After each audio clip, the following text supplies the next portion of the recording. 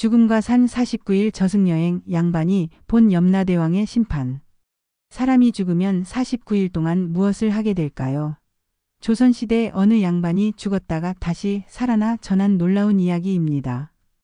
염라대왕 앞에서 펼쳐진 생과 사의 심판, 그리고 그가 본 저승의 모습은 과연 어땠을까요? 불교 경전과 민속 신앙이 어우러진 사후세계의 비밀을 들려드립니다. 살아서 착하게 살아야 하는 이유를 깨닫게 해주는 깊은 교훈이 담긴 이야기입니다. 건강하던 박생원이 갑자기 숨을 거두고 저승사자를 만나다. 조선 중기 경기도 양주에 박생원이라는 양반이 살고 있었습니다. 나이는 45으로 학식이 높고 인품이 훌륭하기로 소문난 인물이었습니다. 벼슬을 하지는 않았지만 마을 사람들을 가르치며 존경받는 선비로 살아가고 있었지요. 슬하에 두 아들과 한 딸을 두었고 부인과 함께 화목하게 지내고 있었습니다. 어느 가을 날이었습니다.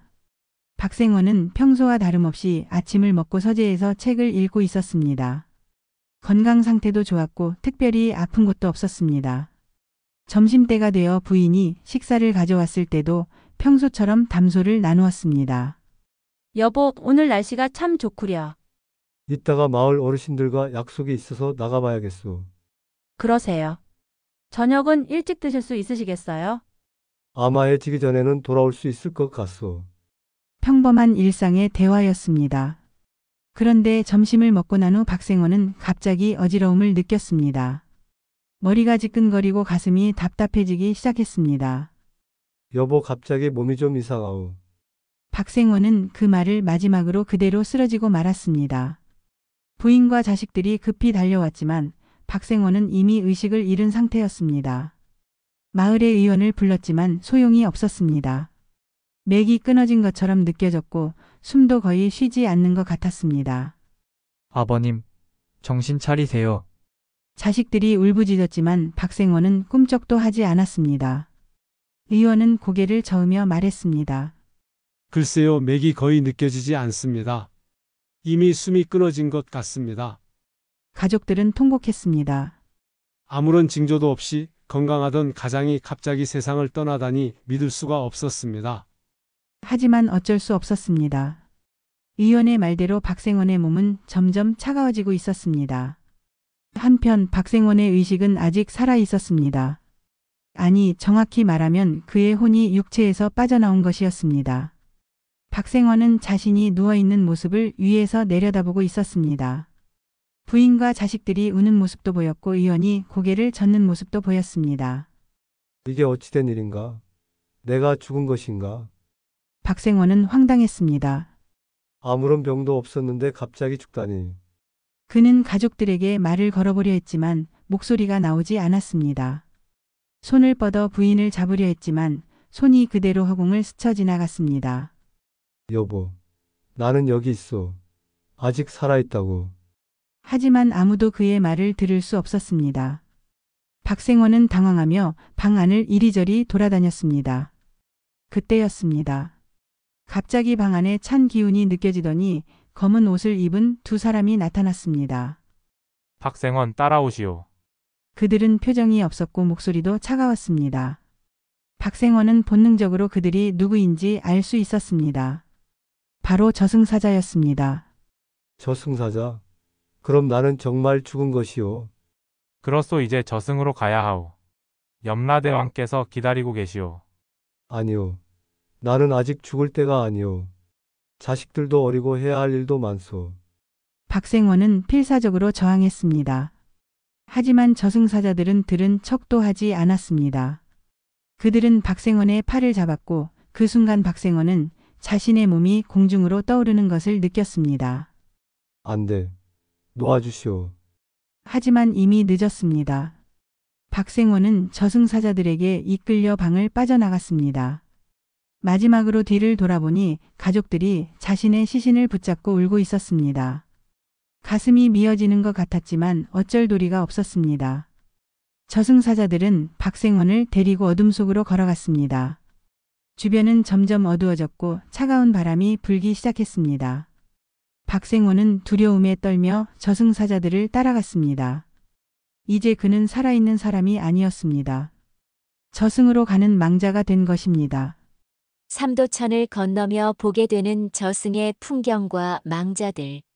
저승사자들을 따라 한참을 걷자 주변 풍경이 완전히 달라졌습니다. 더 이상 살아있는 사람들이 사는 세상이 아니었습니다. 하늘은 잿빛이었고 해도 달도 보이지 않았습니다. 하지만 어둡지는 않았습니다. 묘하게 흐릿한 빛이 사방을 비추고 있었습니다. 여기가 저승인가요? 박생원이 조심스럽게 물었습니다.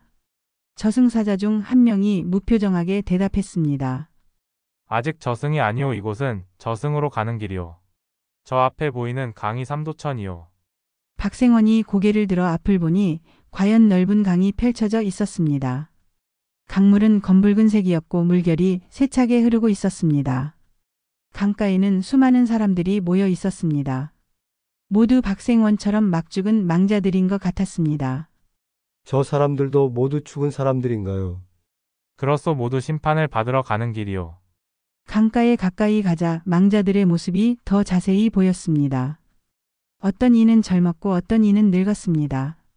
어떤 이는 양반 차림이었고 어떤 이는 상인 차림, 어떤 이는 농부 차림이었습니다.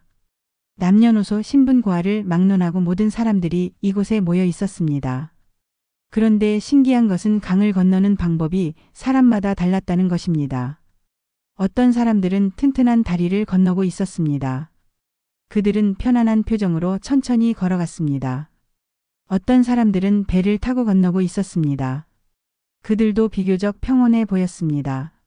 하지만 어떤 사람들은 물속으로 직접 들어가야 했습니다. 그들은 고통스러워하며 강물에 빠졌다 나왔다를 반복했습니다. 강물에는 날카로운 칼날이 숨어 있는 것처럼 보였고 독사들이 우글거리는 것도 보였습니다. 왜 어떤 사람은 다리를 건너고 어떤 사람은 물로 들어가는 것입니까? 살아생전 지은 업보에 따라 다른 것이오. 선행을 많이 쌓은 사람은 튼튼한 다리를 건너고 그저 그런 사람은 배를 타고 죄를 많이 지은 사람은 물속으로 들어가야 하오. 박생원은 가슴이 철렁했습니다. 자신은 어떤 방법으로 건너야 할까? 살아생전 크게 나쁜 짓을 한 적은 없다고 생각했지만 완벽하게 착하게만 살았다고도 자신할 수 없었습니다. 박생원, 이제 건너시오. 저승사자가 가리키는 곳을 보니 중간 정도 크기의 배 한 척이 있었습니다. 다행히 물속으로 들어가지는 않아도 되는 것 같았습니다. 박생원은 안도하며 배에 올랐습니다. 배가 강을 건너는 동안 박생원은 주변을 둘러보았습니다. 물속으로 들어간 사람들의 비명소리가 들렸습니다. 칼날에 찔리고 독사에게 물리며 고통스러워하는 모습이 보였습니다. 박생원은 눈을 감았습니다. 너무나 끔찍한 광경이었습니다. 저 사람들은 무슨 죄를 지었기에 저런 고통을 받는 것입니까? 살인을 저지른 자, 도둑질을 한 자, 부모를 학대한 자, 거짓말로 남을 해친 자 온갖 죄를 지은 자들이오. 저들은 저승에 가서도 더 큰 고통을 받게 될 것이오. 박생원은 몸서리를 쳤습니다. 살아있을 때 악한 일을 하면 죽어서까지 이런 고통을 받는구나 하는 생각이 들었습니다. 강을 건너자 넓은 벌판이 나타났습니다. 그곳에는 거대한 성문이 보였습니다.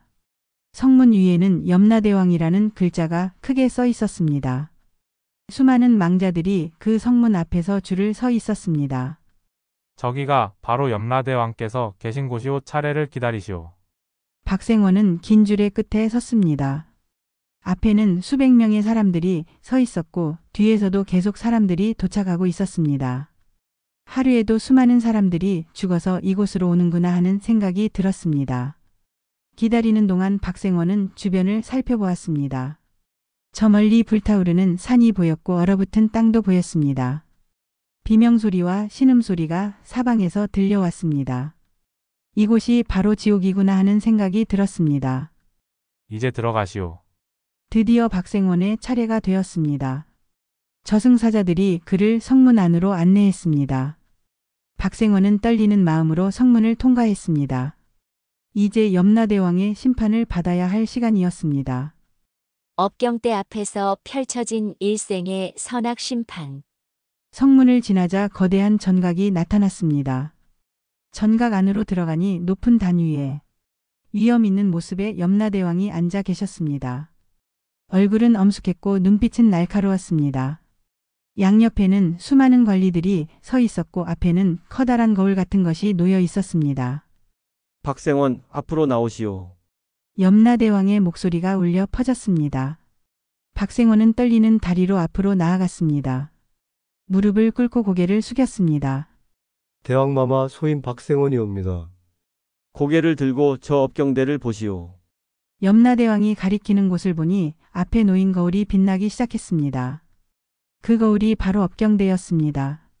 업경대는 죽은 사람의 일생을 모두 비춰주는 신비한 거울이었습니다. 거울 속에 영상이 나타나기 시작했습니다. 박생원이 태어나던 날부터 시작해서 어린 시절, 청년 시절, 장년이 되기까지의 모든 순간들이 펼쳐졌습니다. 박생원 자신도 잊고 있던 일들까지 모두 거울에 비쳤습니다. 내가 살아온 삶을 보았느냐? 예, 대왕마마. 그럼 이제 선행과 악행을 따져보도록 하자. 염라대왕 옆에 있던 관리 하나가 두꺼운 장부를 펼쳤습니다. 그 장부에는 박생원이 평생 지은 선행과 악행이 빼곡히 기록되어 있었습니다. 먼저 선행부터 읽어보겠다. 박생원, 너는 15살 때 물에 빠진 아이를 구해주었고 20살 때는 굶주린 노인에게 밥을 주었으며 30살 때는 가난한 이웃의 집을 고쳐주었다. 또한 평생 제자들을 가르치며 올바른 길을 알려주었고 부모님을 극진히 모셨으며 부인과 자식들을 사랑으로 대했다. 관리가 읽어주는 선행들을 들으니 박생원은 조금 안도했습니다. 자신이 잊고 있던 작은 선행들까지 모두 기록되어 있었습니다. 이제 악행을 읽어보겠다. 박생원, 너는 25살 때 친구와 다투면서 거짓말을 했고 32살 때는 화가 나서 종을 심하게 때렸으며 40살 때는 이웃과 땅 문제로 다투면서 욕설을 했다. 또한 종종 마음속으로 남을 시기하고 질투했으며 가끔 교만한 마음을 품었다.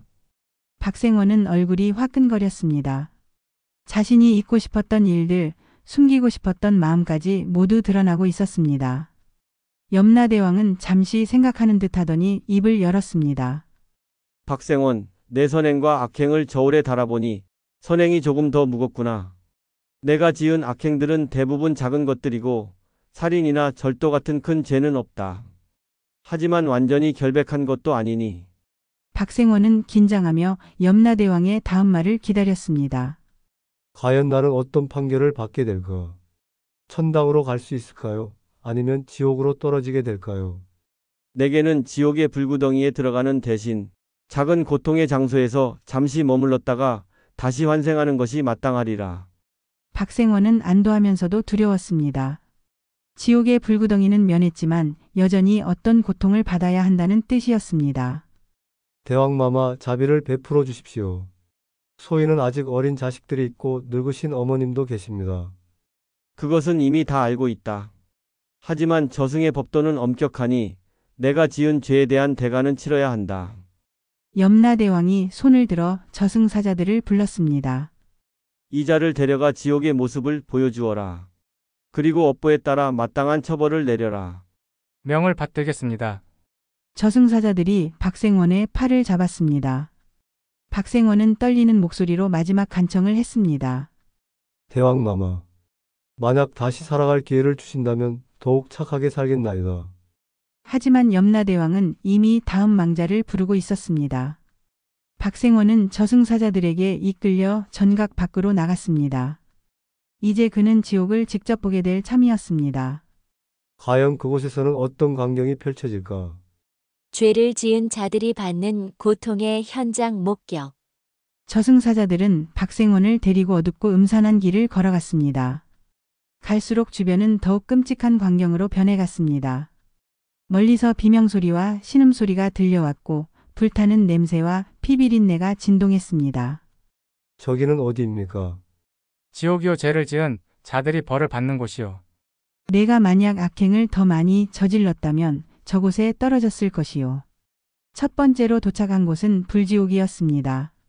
거대한 불구덩이가 펼쳐져 있었고 그 안에서 수많은 사람들이 고통스러워하며 타들어가고 있었습니다. 하지만 신기하게도 그들은 완전히 타 죽지 않았습니다. 계속해서 타오르다가 잠시 꺼졌다가 다시 살아나서 또 타오르기를 반복했습니다. 저들은 무슨 죄를 지은 자들입니까? 저들은 살아생전 살인을 저질렀거나 방화를 일으켰거나 부모를 해친 자들이요. 가장 큰 죄를 지은 자들이 저곳에서 벌을 받는 것이요. 박생원은 몸서리를 쳤습니다. 불 속에서 고통스러워하는 사람들의 얼굴이 보였습니다. 어떤 이는 살아생전 권력을 휘두르던 관리였고 어떤 이는 부자였던 상인이었습니다. 하지만 이곳에서는 모두가 똑같이 고통받고 있었습니다. 두 번째로 도착한 곳은 검수지옥이었습니다. 거대한 연못이 있었는데 그 안에는 날카로운 칼날들이 가득했습니다. 사람들은 그 칼날 위를 걸어야 했고 한 걸음 내디딜 때마다 발이 베이고 찢어졌습니다. 비명 소리가 끊이지 않았습니다. 저들은 어떤 죄를 지은 자들입니까? 저들은 살아생전 도둑질을 하거나 남의 재물을 빼앗거나 거짓말로 남을 속여서 이득을 취한 자들이요. 세 번째로 도착한 곳은 빙설지옥이었습니다. 온통 얼음과 눈으로 뒤덮인 곳이었고 뼈를 애는 듯한 추위가 느껴졌습니다. 사람들은 벌거벗은 채로 그곳에 서 있었고 몸이 얼어붙어 가면서도 죽지 못하고 고통받고 있었습니다. 저들은 욕심이 많아서 남을 배려하지 않고 차갑게 대했던 자들이요. 가난한 이웃을 외면하고 어려운 사람을 도와주지 않았던 자들이 저곳에서 벌을 받는 것이요. 네 번째로 도착한 곳은 도산지옥이었습니다. 높은 칼날산이 있었고 사람들은 그 산을 오르내려야 했습니다. 날카로운 칼날에 온몸이 찢기면서도 계속 오르락 내리락 해야 했습니다. 저들은 음란한 짓을 하거나 다른 사람의 가정을 파괴했던 자들이요. 다섯 번째로 도착한 곳은 설산지옥이었습니다. 그곳에는 무서운 형상의 귀신들이 있었고 사람들의 혀를 뽑고 있었습니다. 혀가 뽑힌 사람들은 피를 흘리며 고통스러워했지만 곧 혀가 다시 자라났고 또다시 뽑히기를 반복했습니다. 저들은 거짓말을 하거나 남을 비방하거나 헛소문을 퍼뜨렸던 자들이요. 혀로 지은 죄를 혀로 갚는 것이요. 박생원은 지옥의 참상을 보며 온몸이 떨렸습니다. 자신이 만약 더 많은 죄를 지었다면 저곳에 떨어졌을 것입니다. 그는 살아생전 자신이 저질렀던 작은 죄들을 떠올렸습니다. 종을 때렸던 일, 거짓말을 했던 일, 욕설을 했던 일. 그 모든 것들이 얼마나 무거운 죄인지 이제야 깨달았습니다. 이제 내가 받을 벌을 보여주마. 저승사자들은 박생원을 작은 방으로 데려갔습니다. 그곳은 지옥의 다른 곳들에 비하면 훨씬 나았지만 여전히 고통스러운 곳이었습니다. 방 안에는 차가운 바람이 불고 있었고 어두운 그림자들이 어슬렁거렸습니다. 너는 여기서 49일을 보내야 한다.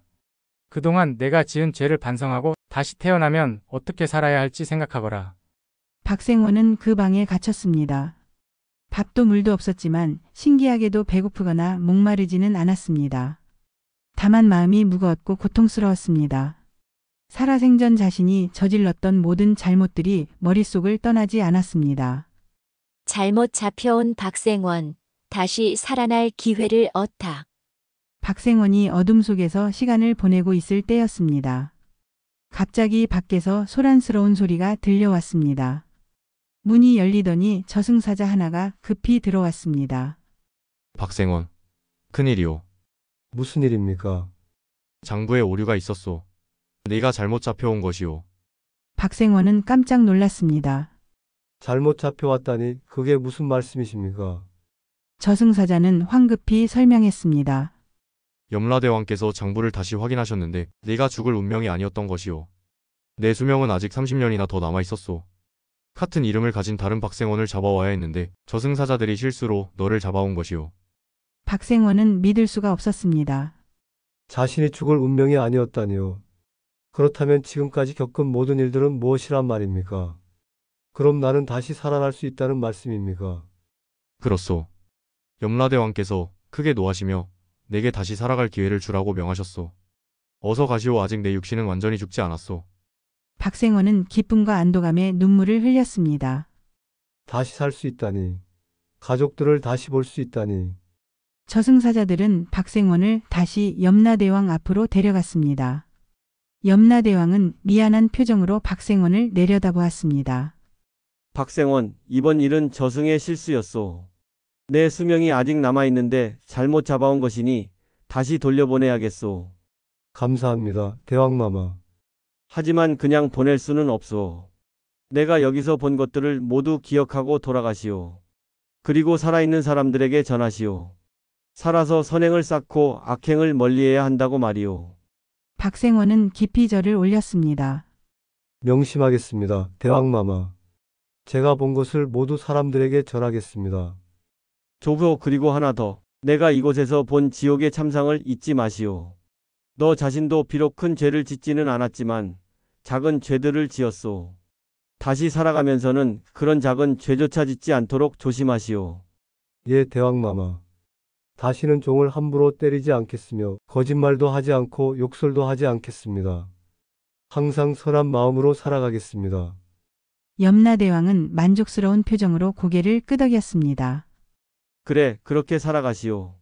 그리고 내가 돌아가서 49일이 되는 날, 내 식구들이 내 명복을 빌며 제를 올릴 것이오.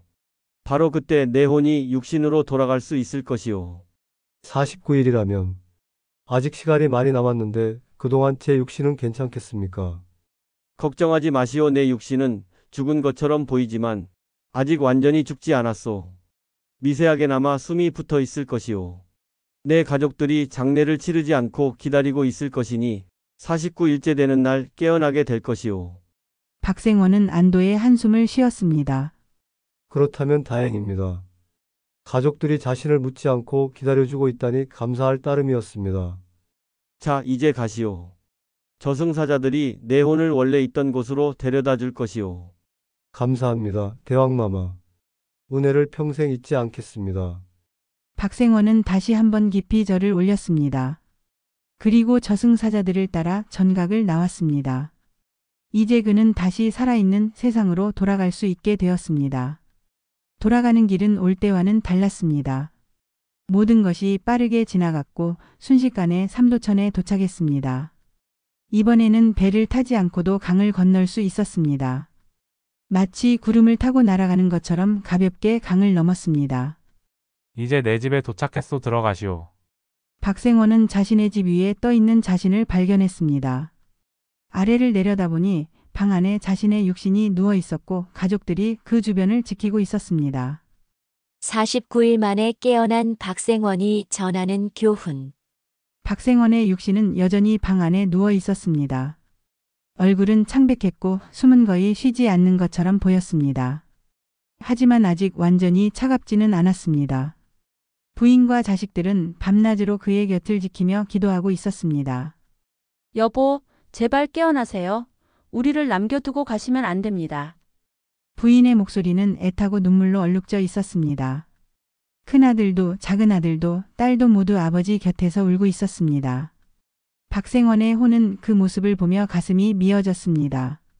빨리 돌아가고 싶었지만 아직 때가 되지 않았습니다. 염라대왕이 말했듯이 49일째 되는 날까지 기다려야 했습니다. 시간이 흘러갔습니다. 일주일이 지나고 2주일이 지나고 한 달이 지났습니다. 의원은 여러 번 찾아왔지만 매번 고개를 저으며 돌아갔습니다. 이상한 일이오. 분명 숨이 끊어진 것 같은데 몸이 완전히 식지 않고 있어. 혹시 모르니 조금 더 기다려 보시오. 가족들은 희망을 잃지 않고 계속 기도했습니다. 마을 사람들도 찾아와서 박생원의 쾌유를 빌었습니다. 스님을 모셔와서 경을 읽었고 무당을 불러굿을 했습니다. 마침내 49일째 되는 날이 왔습니다. 가족들은 박생원의 명복을 빌며 큰 제를 올렸습니다. 스님들이 경을 읽고 음식을 차려놓고 정성껏 기도를 올렸습니다. 부처님, 제발 저희 아버지를 살려주소서. 좋은 곳으로 인도해 주소서. 자식들의 기도 소리가 울려 퍼졌습니다. 바로 그때였습니다. 공중에 떠있던 박생원의 혼이 빛을 내기 시작했습니다.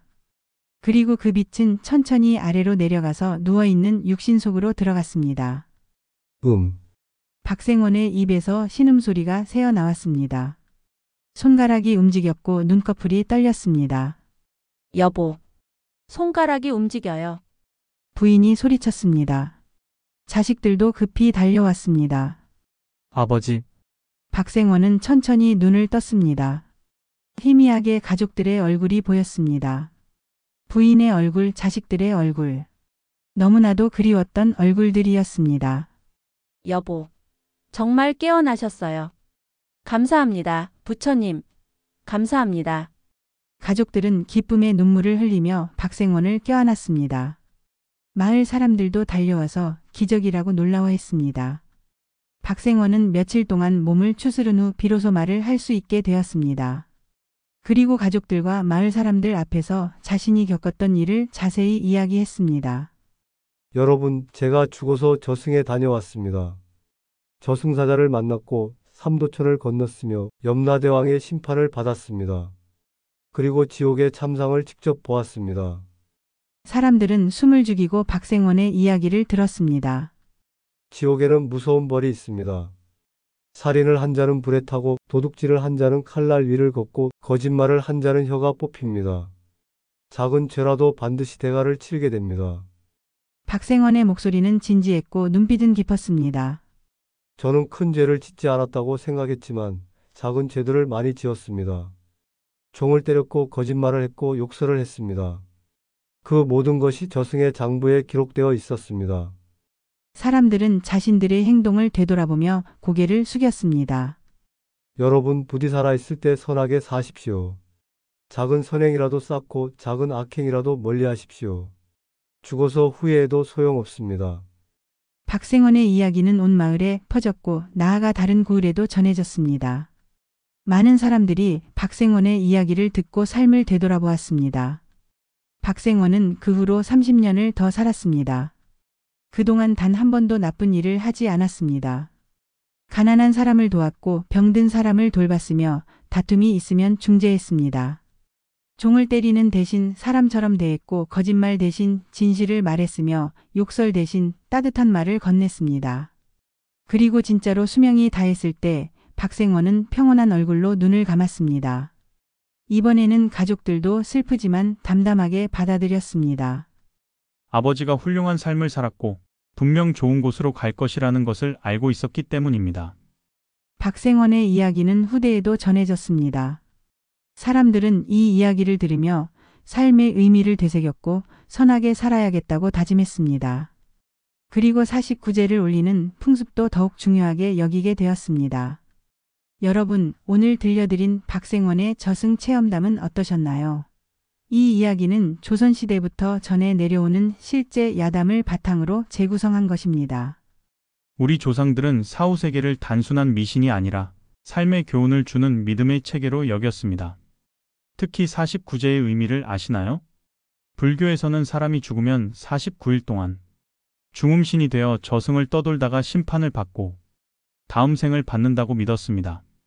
그래서 49일째 되는 날 제를 올려 고인의 명복을 빌고 좋은 곳으로 가시길 기도하는 것입니다.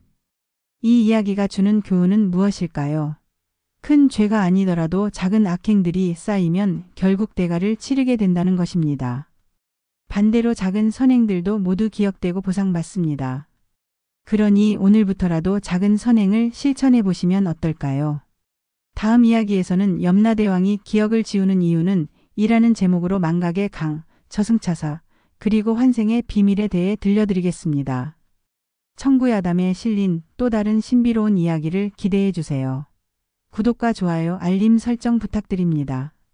건강하세요.